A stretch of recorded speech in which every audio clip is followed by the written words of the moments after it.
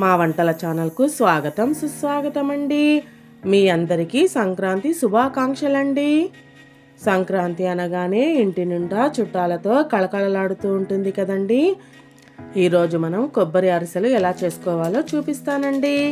ఒక గిన్నెలోకి 4 కప్పుల బియ్యం వేసుకోండి. నీళ్ళు వేసుకుని 2-3 సార్లు బాగా కడుక్కోండి.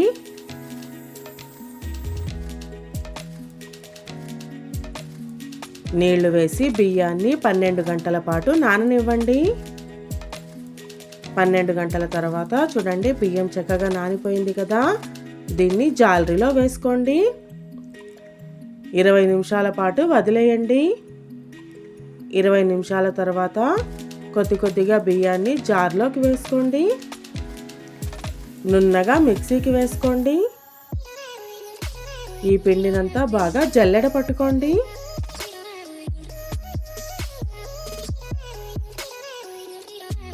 ఒక గిన్నెలోకి ఏ కప్పుతో అయితే బియ్యం వేసుకున్నామో అదే కప్పుతో 4 కప్పుల బెల్లం వేసుకోండి.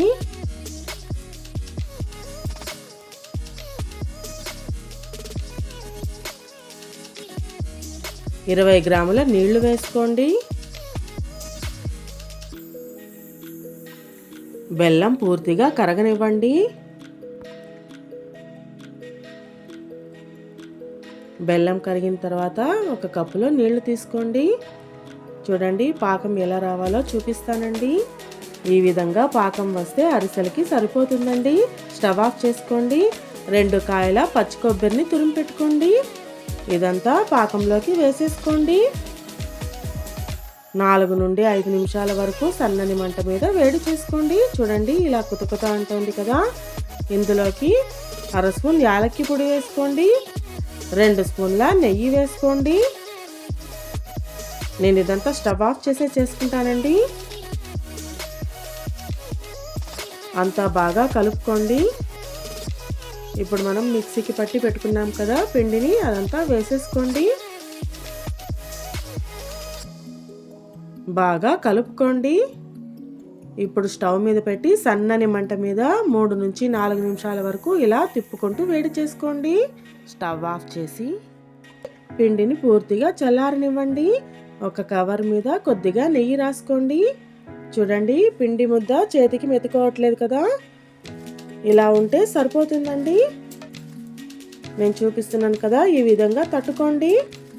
చూడండి కాస్త మందంగానే తట్టుకోండి.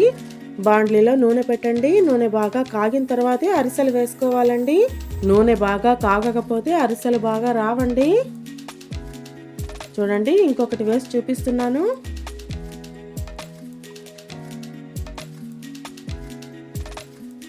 ఇప్పుడు లో టు మీడియం ఫ్లేమ్లో పెట్టుకుని అరిసెలు చేసుకోండి. గోల్డెన్ బ్రౌన్ కలర్ వచ్చే వరకు గోలించుకుంటే సరిపోతుందండి.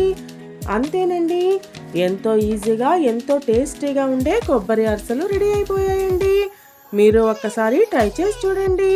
నచ్చినట్లయితే మా వంటల ఛానల్ను సబ్స్క్రైబ్ చేసుకోండి మరియు కొత్త రుచులను ఆస్వాదించండి.